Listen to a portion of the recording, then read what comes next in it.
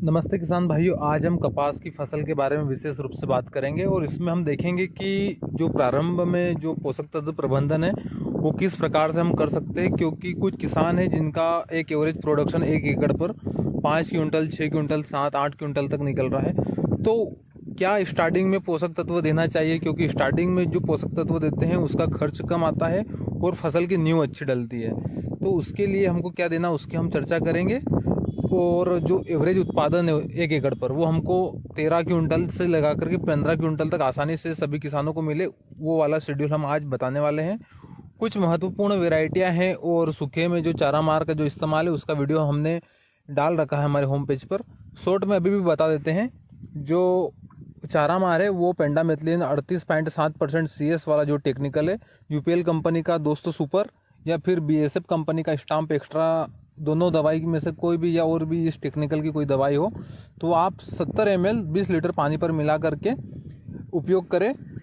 तो इस प्रकार से आप सूखे में अगर चारा मार डालोगे बिजाई के पहले तो वो वहाँ पर एक लेयर बनाती है जिससे जो खरपतवार है उसका अंकुरण जर्मिनेशन होने से वो केमिकल रोकता है। ये 1 महीने तक कोई भी खरपतवारों को उगने से रोकता है। केवल अपनी कॉटन की फसल रहेगी, वो अच्छे से ग्रोथ करती, उसको हवा पानी अच्छा मिलता है। तो इसका दवाई का छिड़काव करने के बाद में 48 घंटे के अंदर अंदर कैसे भी करके आपको फिर बिजाई करनी है और सिंचाई करना है, पानी चला देना है। तो ये जो दवाई है ये परफेक्ट तरीके से काम करती है। अब हम कुछ महत्वपूर्ण पोषक तत्व प्रबंधन की बात करेंगे। दोस्तों, जो लगातार एक ही एरिया में खेती होती जा रही है, वहीं पर हमारा रो आ रहा है, लगभग वहीं पर जो है हमारी फसलें परंपरागत फसलें लगती आ रही है। तो कुछ विशेष तत्वों की एक ही जगह पर खेती होने से कुछ विशेष तत्वों की कमी आती है, जिसके कारण पुड़िया जो है वो फिर ड्रॉप होने लगती है। जो वेट है कपास का वो आता नहीं है, जितने डेंडू संख्या बननी चाहिए, जो सेट होने चाहिए उतना सेट नहीं होते हैं। तो वो सारे सेट भी हो और अच्छा वेट वाला फल बने, तो उस प्रकार से हम क्या पोषक तत्व दे सकते हैं उसकी हम बात करेंगे।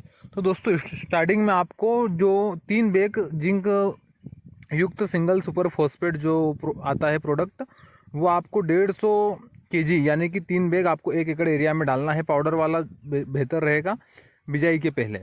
उसके बाद में आपको क्या करना है, बेसल डोज में 1 बैग यूरिया का आपको लेना है 45 kg का। उसके साथ में अगर आप डीएपी अगर जोड़ते हो तो 50 kg डीएपी लेना है। और अगर किसी किसान के पास अगर डीएपी नहीं अवेलेबल है और 12-32-16 इफ्को का अगर इस्तेमाल करना चाहता है तो फिर 1 बैग इफ्को का ले। तो दोनों में चेंजेस ये होगा कि अगर डीएपी अगर आप ले रहे हो तो फिर जो एमओपी पोटास की मात्रा है वो आपको 50 kg एकड़ पर रखना है, और अगर अपना 12-32-16 अगर ले रहे हो तो फिर एमओपी की जो मात्रा है, पोटास की जो मात्रा है, वो आपको केवल 30 kg 1 एकड़ एरिया में लेना है। और इसके बाद में फिर आपको क्या करना है, चौथा प्रोडक्ट आपको दालीदार सल्फर जो 90% सल्फर बेंटोनाइट सल्फर जो आता है वो आपको 10 से 12 kg प्रति एकड़ पर लेना है। तो इन चीज़ों को मिक्स करके यूरिया, डीएपी या 12-32-16 पोटास और जिंक युक्त दालीदार सल्फर, इसको आपको 10 से 12 kg लेना है। मिक्स करके आपको 1 एकड़ एरिया में डलवा देना है। तो ये दोस्तों आपका जो प्रारंभिक जो डोज है फर्टिलाइजर का ये कंप्लीट हो चुका है।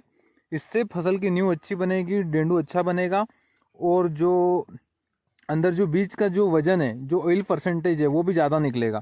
इसके कारण हमारी जो ऑल ओवर जो प्रोडक्शन है वो अधिक होगा। अगले वीडियो में हम अगले डोज के बारे में बात करेंगे जो कि बहुत सस्ता है।